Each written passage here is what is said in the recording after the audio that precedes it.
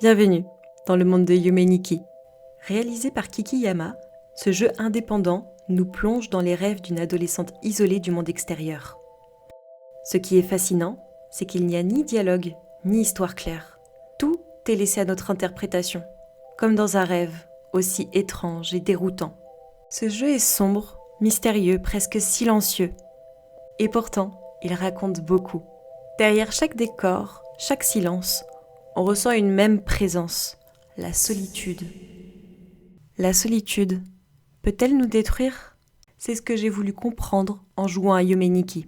Aujourd'hui, nous allons découvrir ce que les rêves de Madotsuki, la jeune héroïne, peuvent révéler sur sa solitude, ses peurs et le poids du mal-être qui la ronge. Sous ses airs de petits jeux indépendants minimalistes, Yume Nikki est une expérience étrange, parfois dérangeante.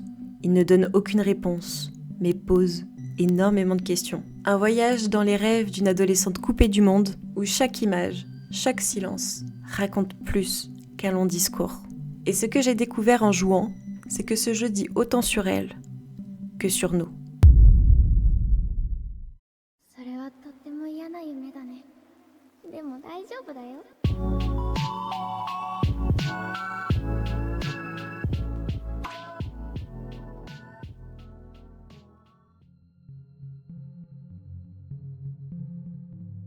Nous incarnons une adolescente muette, recluse dans sa chambre. Son monde se limite à 4 murs, une pièce, un balcon, un carnet et une télévision. Elle ne parle à personne, elle ne sort jamais, elle s'y refuse. Son seul échappatoire, ce sont ses rêves. C'est à travers eux qu'on apprend à la connaître, ou du moins à l'imaginer. Parce qu'en réalité, on ne sait rien d'elle, rien de sa personnalité, de son passé, de son entourage. Le jeu ne nous donne aucun repère, aucune explication. Dans le monde réel, on ne peut presque rien faire. Mis à part jouer à un jeu rétro, il n'y a pas de dialogue, pas d'interaction, pas de quête. Juste le silence. Et cette solitude pesante. Alors forcément, on finit par s'endormir. C'est tout ce que nous pouvons faire. Et c'est là que le vrai jeu commence. Un monde sans limite, où les règles de la réalité disparaissent. Un monde né de son inconscient. Mais pourquoi refuse-t-elle de sortir ? Pourquoi se replie sur elle-même ? Ce refuge dans un monde intérieur ? Peut-être que la réponse se cache justement dans ses rêves.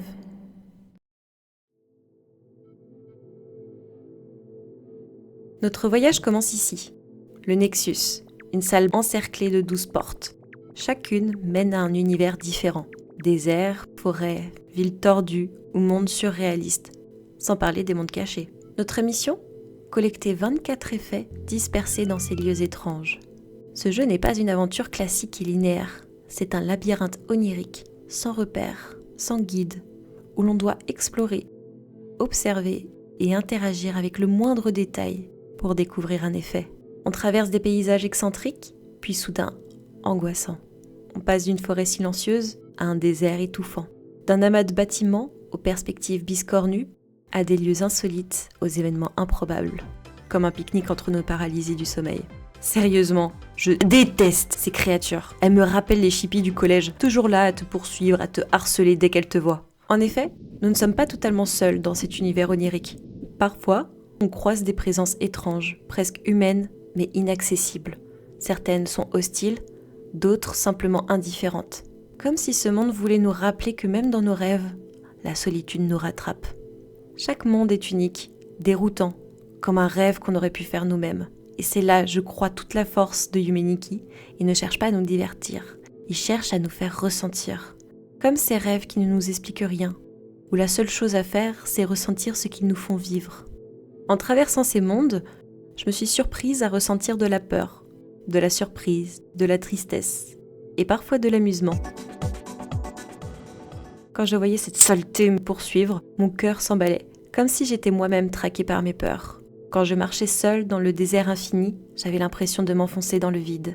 Et plus j'explorais ces mondes, plus je me perdais et plus je sentais ce poids, celui de la solitude.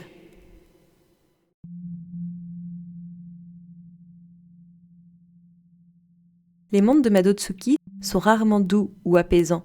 Elle est souvent seule, ignorée ou poursuivie, comme si chaque être autour d'elle oscillait entre hostilité et indifférence. Ce sentiment persistant de vide et d'incompréhension nous plonge directement dans son état mental. Ses rêves deviennent le miroir d'un esprit enfermé, dans la peur et la mélancolie. Les lieux sont vastes, mais vides. Les musiques, monotones et entêtantes. Les couleurs, froides. Et plus on avance, plus on comprend. Ses rêves sont sa prison dorée. Certaines scènes marquent profondément, comme celle de l'accident. Un corps au sol. Du sang. Aucune explication, mais 1000 interprétations. Un accident? Un drame familial? Ou une métaphore de sa mort intérieure? Yume Nikki nous pousse à combler les vides, à imaginer l'histoire de Madotsuki, ses blessures. Chaque détail devienne un indice, chaque image une émotion à décrypter. Et si ces mondes étranges n'étaient pas que des symboles?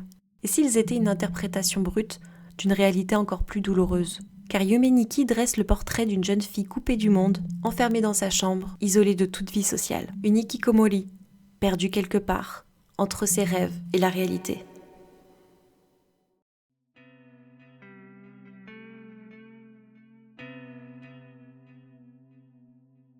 Au Japon, on appelle cela le phénomène hikikomori, des personnes qui choisissent ou subissent un retrait total de la société.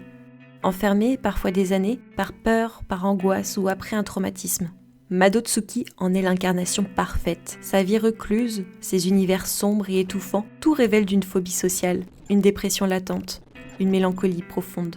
Chaque porte du Nexus, chaque monde qu'elle traverse est une fenêtre sur son âme. Chaque rêve, une tentative de combler le vide qu'elle ressent dans la réalité. Mais voilà le piège. Quand on vit davantage dans ses rêves que dans le monde réel, on commence à s'effacer. Il ne reste plus qu'un vide immense, et ce vide finit par gagner. Au début, la solitude semble douce. Elle protège, elle rassure, elle donne l'illusion du contrôle. Mais peu à peu, elle devient un gouffre. Le silence se fait assourdissant. Les pensées tournent en boucle. Et sans même s'en rendre compte, on se détache de la vie, de notre personnalité, jusqu'à ne plus sentir sa propre existence. Et la solution pour échapper à cette douleur devient inévitable.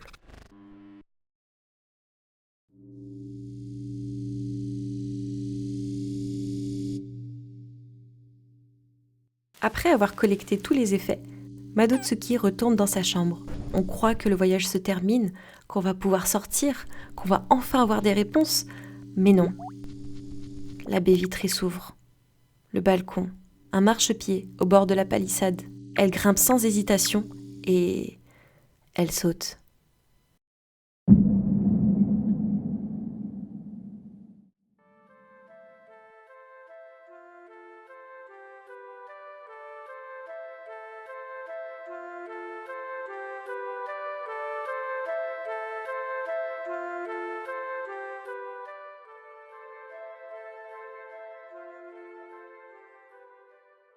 Cette fin est dérangeante, mais elle fait sens.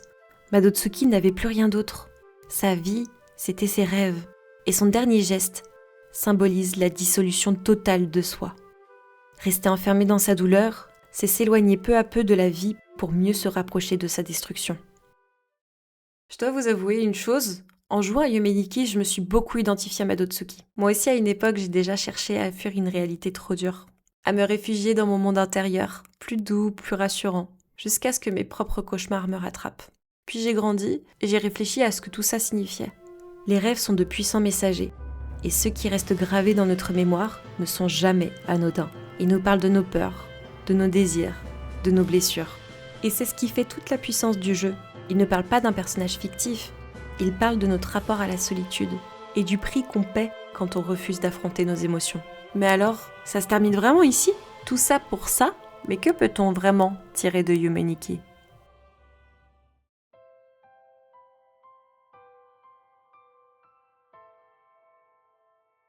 Yume Nikki, contrairement à Omori, ne nous donne pas de réponse. Mais il nous laisse une question essentielle. Que devient notre esprit quand on reste seul beaucoup trop longtemps avec notre douleur? La solitude est une illusion de sécurité. Mais à force de se protéger, on s'enferme. Et à force de s'enfermer, on se détruit. Les rêves de Madotsuki sont comme une mise en garde. Quand on refuse le contact, quand on tait sa souffrance, elle finit par nous consumer de l'intérieur. Mais il y a une autre voie, une sortie. La solution, c'est d'oser affronter la réalité, en s'armant progressivement. Parler à quelqu'un, un ami, un professionnel, même une seule fois, peut suffire à briser le silence. C'est ce que j'essaie de transmettre à travers mon travail. Aider les personnes en souffrance à sortir de leur isolement, à renouer avec la réalité qu'elles redoutent, en douceur et à leur rythme. Si cette vidéo t'a touché, n'hésite pas à t'abonner, à activer la cloche et à mettre un pouce en l'air. Sur cette chaîne, je parle de santé mentale à travers des jeux vidéo qui m'ont profondément marqué. Et si tu veux soutenir mon travail, tu peux me laisser un petit tip sur Ko-fi. Ça fait toujours plaisir. Le lien est dans la description. Et toi, t'es-tu déjà senti aussi seul, au point de t'isoler dans ton monde intérieur pour te sentir en sécurité ? Et qu'est-ce qui t'a aidé ou qui t'aide à t'en sortir ? Dis-le-moi en commentaire, ça m'intéresse énormément. Les mondes de Madotsuki disparaissent quand on éteint l'écran, mais les questions qu'ils posent restent gravées en nous. Peut-être que la vraie aventure commence le jour où l'on ose franchir notre propre porte, celle qui mène à la vie et à nos rêves éveillés.